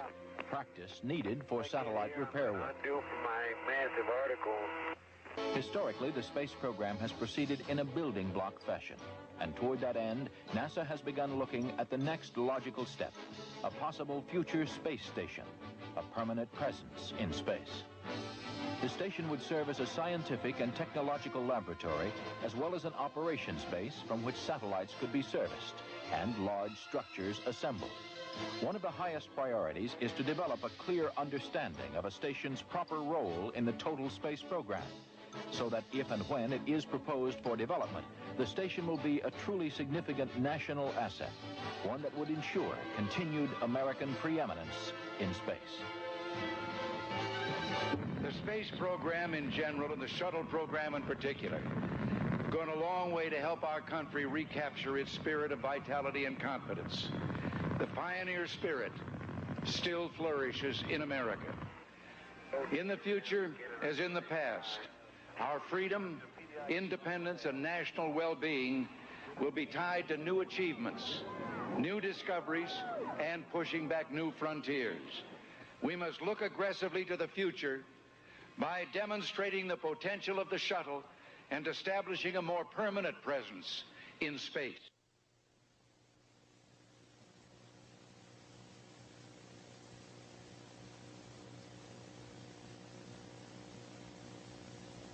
Even when ratified, the INF Treaty will not totally eliminate the nuclear threat to Eurasia. The vast nuclear arsenal possessed by the USSR and the variety of delivery systems available still present a significant threat. The organization of fail-safe inspection machinery could well be ritualized in a manner similar to that of established military processes. Inspection teams might be very like armies, and their technical equipment might be very like weapons. Inflating the inspection budget, in other words, what they want to do is they want to expand this. So what do we have? The INF Treaty, where it says inspection machinery could well be ritualized according to Iron Mountain. Inspection teams might be very very armies, and that's exactly what has happened. We have a great ritual of disarmament. It's very interesting what you find when you start digging into the INF treaty hearings. Limited test ban. Let's take a look at all the treaties. Limited test ban, 1963. Non-proliferation, 1968. The ABM Treaty, 1972. The SALT I, the SALT II, the IMF Treaty. Very long, drawn-out process. And this is exactly what Iron Mountain recommended be done. It is one of the most important elements of the INF Treaty is the President establishes in this area operating on-site inspection. One layer of the regime, it says on the last sentence, builds upon another. And the whole thing becomes elongated, and it actually becomes a monster in and of itself. The data exchanges required are really immense, and so it requires an elaborate governmental system in order to accommodate all of this. And so Iron Mountain recommendation number 2 has definitely been implemented. The second one is the universal health care was a recommendation of Iron Mountain. Universal health care for all. It's an economic substitute for the war economy. It's very interesting how all of this works. Health. Drastic expansion of medical research, education, and training facilities, hospital and clinic construction, the general objective of complete government guaranteed health care for all. That's exactly what Clinton has introduced to the American people. He announced a universal health care and mandatory insurance program. And so they're putting everything in place exactly as Iron Mountain told them to do. It's universal, and you cannot exempt yourself from it, and it is causing a lot of trouble around the nation. But the arguments are not going to be on that basis. What is going to happen is we're going to be issued eventually a global identification card, and that is the purpose of this whole thing. The medical card has only one purpose. That's to get the foot in the door for the MARC system. Iron Mountain's third recommendation is being implemented. Iron Mountain Economic Substitute number 4, a new educational system to bring in globalism under the United Nations, UNESCO, Congressional Record, the Great Conspiracy to Destroy the United States, Education for Freedom and World Understanding. You see, all of this is designed to bring us into a world system, a global system, under the control of the United Nations. The second manifesto of the U.S. Office of Education, the implementation of the program of surrender through education. In other words, they destroy Americans' national pride and put us under the United Nations. And the NEA is leading in this. They even say it themselves, teaching about globalism and the world system. They say enduring peace cannot be attained until the nation states surrender to a world organization. This was found out during the Reese Committee hearings in Congress. Putting the evidence together, we conclude the NEA has been an important element in the tax-exempt world to indoctrinate American youth with internationalism, which is synonymous with a lot of communist, illuminist, whatever you want to call it. The Iron Mountain agenda is being carried out. Outcome-based education, the developing of leaders for restructuring the schools, change agents. Parents are beginning to get upset, but they are not putting it together. American 2000, a national strategy to change every nation, every family. Everything is going down exactly as Iron Mountain said it should. Global education is nothing more than a promotion of the United Nations and to destroy the Constitution of the United States, to bring us out from the Constitution and to merge us into the UN. That's what they're going to do. To improve learning and teaching by providing a national framework for educational reform, to promote research, consensus building, and systematic changes needed to ensure, you see, everything has to be changed. Guess where the changes all lead to? And guess who's behind it? If you look, Robert Mueller, former UN Secretary General to the UN, member of the Planetary Citizens, wrote the Global Core Curriculum. Marilyn Ferguson, the Aquarian Conspiracy, New Age. This is all being integrated into the educational system of America. And it's called America 2000. And it is extremely subversive. The national and international power play for education. It's going to go through because God has decreed it will go through. And UNESCO is behind it. Gorbachev, we parted with the old world, rejecting it once and for all. We are moving towards a new world, the world of communism. We shall never depart from it. Books are on the market explaining all of this. We don't have time in this video to get into it, but Iron Mountain Recommendation 4 is being implemented. Iron Mountain Sociological Substitute for War, Slavery. Another possible surrogate for the control of potential enemies of society is the reintroduction in some form consistent with modern technology and political processes of slavery for the control of potential enemies of a society. Anyone that does not agree with the New World Order is an enemy of society and is therefore subject to slavery. Detention centers and concentration camps, work camps, are associated with forced labor, which is in reality slavery. Seizure under the executive orders of all civilians in work brigades, that's forced labor, that's slavery, which includes the rights to split up families. There are concentration camps, detention centers all over the United States set up under FEMA, under Rex 84, and there are presently, to the last count we had, 130 such facilities in the United States of America. In Arizona, you'll see, for example, some there. We've got one here in Wisconsin, concentration camps for U.S. citizens, the MJTF police to conduct house and house search and seizure and separation and categorization of men, women, and children and babies, categorization and transfer to detention facilities and the running of detention facilities. Iron Mountain Slavery Recommendation number 2 is mandatory service, a form of universal service turned to some variant form of the Peace Corps or the Job Corps.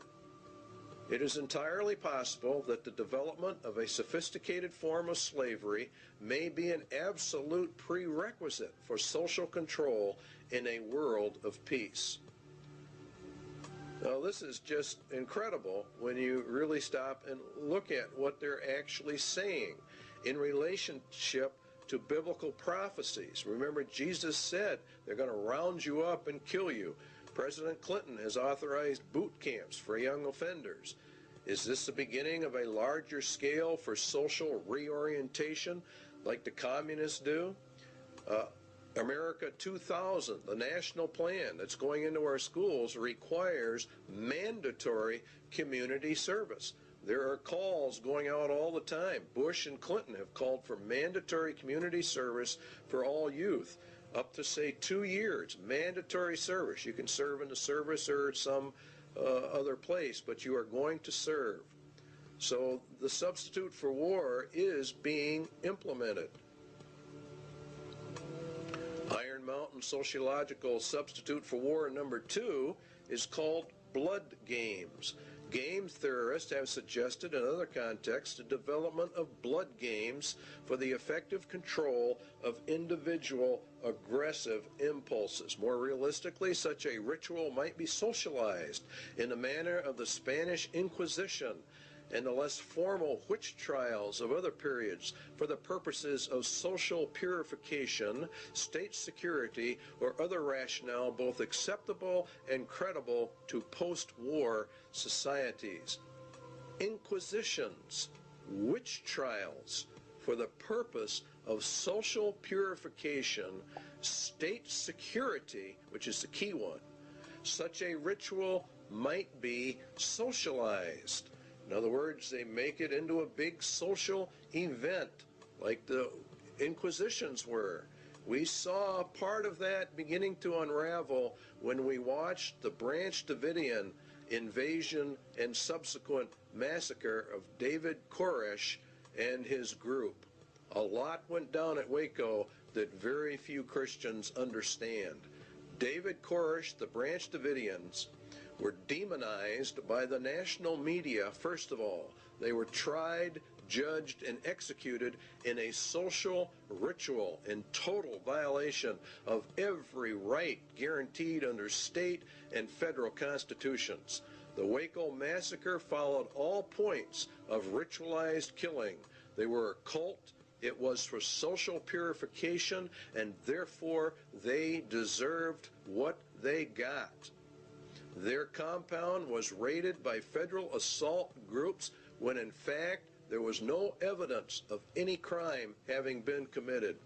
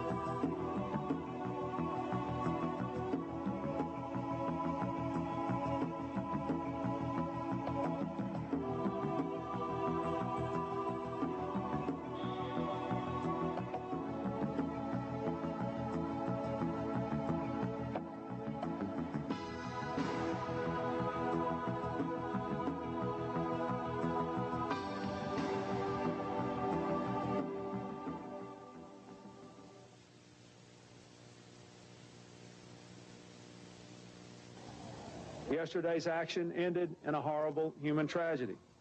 Mr. Koresh's response to the demands for his surrender by federal agents was to destroy himself and murder the children who were his captives, as well as all the other people who were there who did not survive. He killed those he controlled, and he bears ultimate responsibility for the carnage that ensued.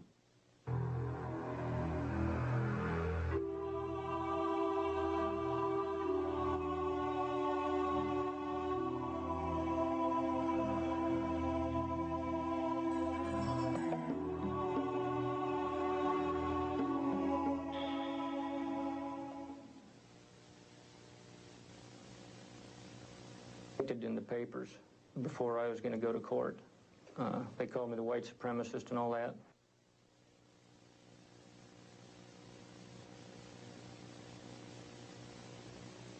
It's victims of demonization that we all are victims of. When the federal government decides that it's going to prosecute somebody, they sort of demonize them.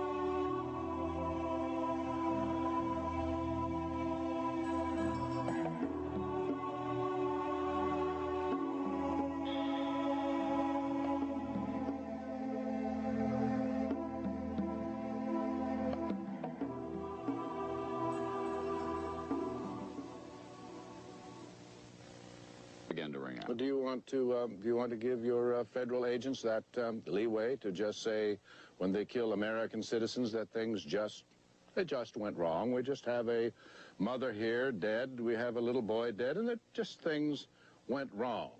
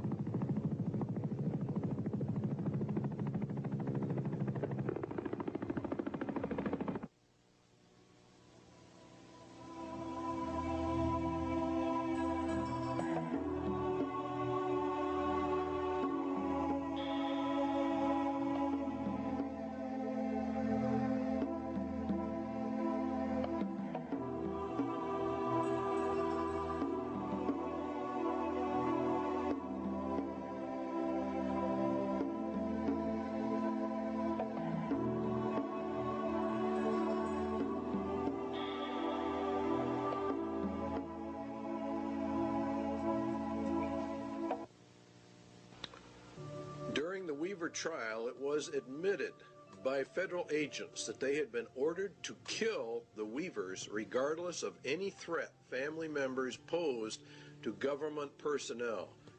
Now, I want you to think about how serious that is. What was the charge against Vicki Weaver? What crime against the state had she committed that warranted her execution by the federal government? Indeed, she was not charged with any crime whatsoever, yet the U.S. government ordered her shot on sight, a virtual killing. It was murder in the first degree. It is cold-blooded, ritualistic, social purification because the Weavers held a viewpoint not politically correct. The Weaver case, along with the Branch Davidians, proves we are in the middle of the final battle for the Constitution of the United States. There are many, many enemies within America that want to get rid of our Constitution and destroy our rights. The war has now shifted from a paper and legal war to an overt shooting war, and we feel it's going to get far worse. They came against this thing to see what the reaction of the American people would be, and they found out that the American people cheered them on. So we are ready for a complete takeover.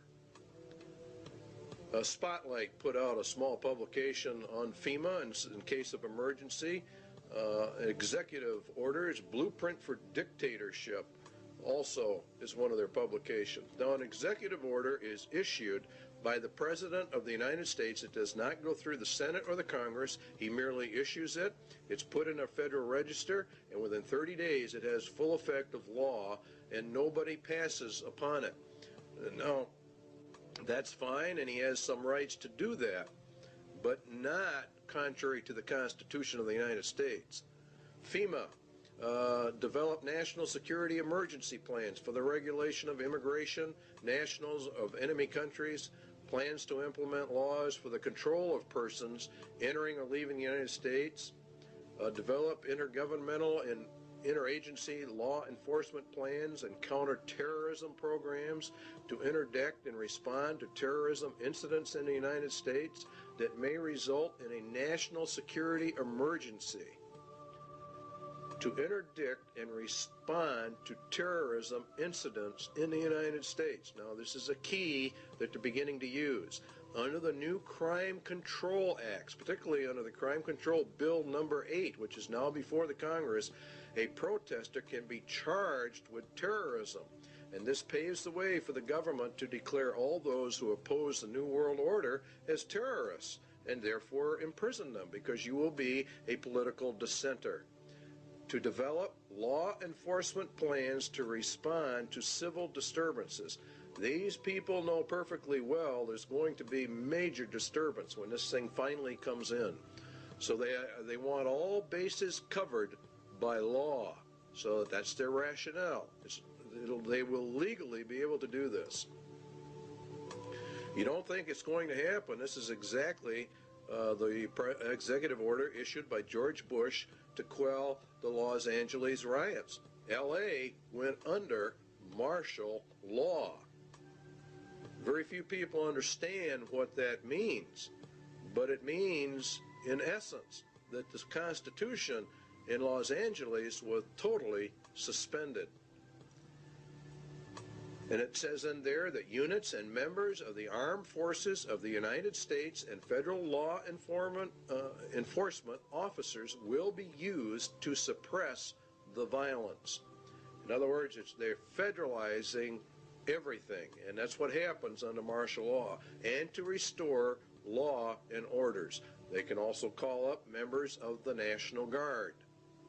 That's a key point. They're militarizing the nation. They're putting it under military law. If Americans do not want the New World Order and they resist, America will go under immediate martial law rather than through the staged program into a martial law system, which is what the UN is. Also included to coordinate all federal agencies assisting in the suppression of violence and the administration of justice. Martial law suspends the Constitution of the United States. The UN is to be brought up to full power, and it will rule through martial law via a three-tier military martial law system. The first one we're going to actually look at is called FinCEN, and FinCEN, from the data we can get, it's not only a financial controlling sector, but it has to do with other things. Their equipment is black, and there are reports of a multitude of black helicopters all over the United States. We get calls on it virtually every day from someone who's just had them flying over the house. The FAA says that the black paint schemes are used on helicopters by the Drug Enforcement Agency and the U.S. Army Special Operations.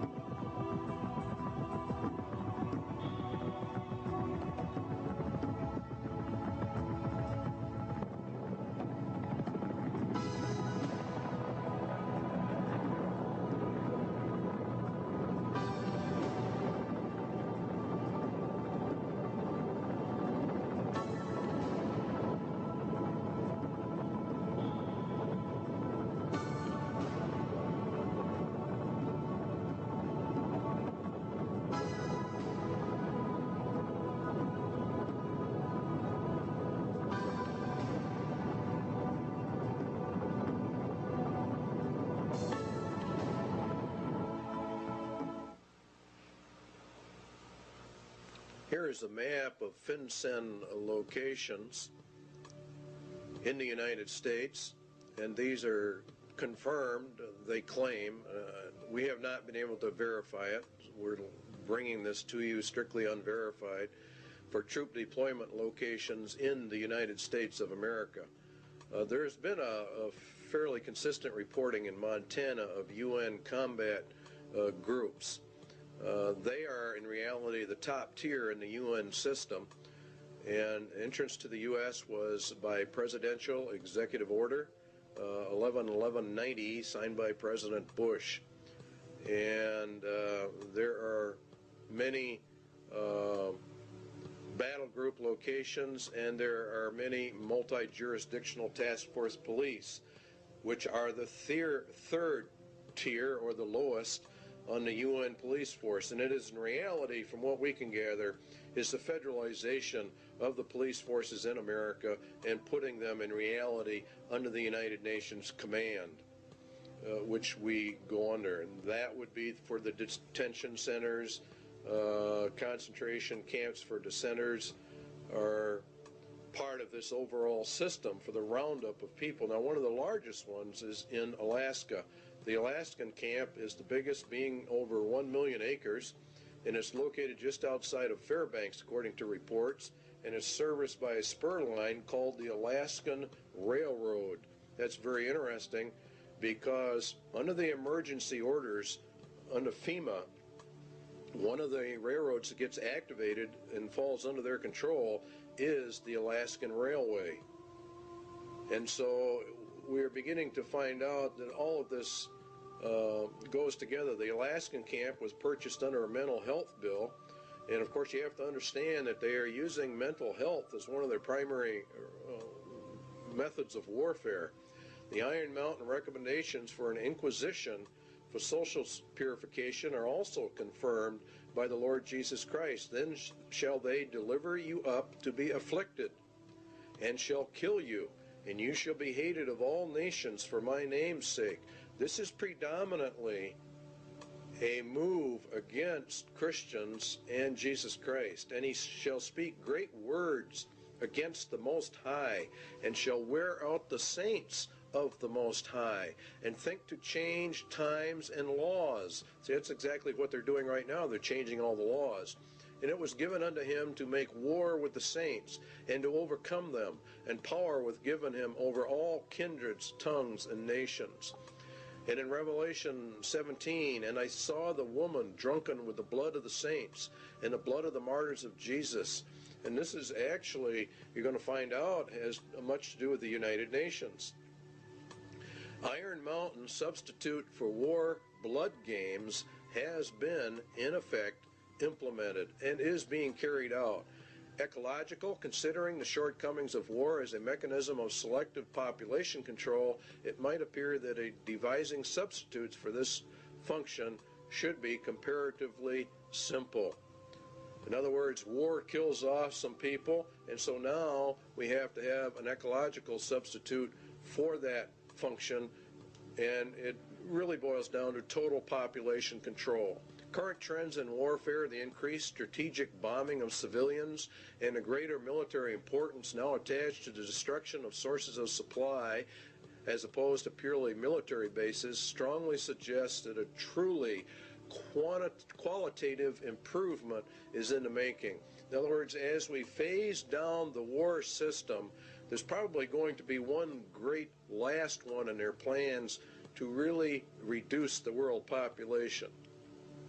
There is no question but that a universal requirement that procreation be limited to the products of artificial insemination would provide a fully adequate substitute control for the population. A universal requirement that procreation be limited to products. See how they treat people. Conception and embryonic growth taking place wholly under laboratory conditions would extend these controls to their logical conclusion. Now, total and complete control, this is what this means, of every human being born. They will be pre-selected genetically to be a slave to the rich men of the earth. This is the system they're setting up. They have an intermediate step, total control of conception with a variant of the pill via water supplies or certain essential foodstuffs. In other words, they intend to, when they bring in this new system, they will stop the growth of the population. They will put it into the food or the water supplies, and then they would offset it by a controlled substance so that it could be countermanded and the woman become pregnant. And they claim in Iron Mountain that it was already under investigation and under work back in 1961. So the interpretation is the mandatory mass sterilization of the human race with them in total control of all the antidotes for it. Excess population, Iron Mountain says, is war material. As long as any society must contemplate even a remote possibility of war, it must maintain a maximum supportable population.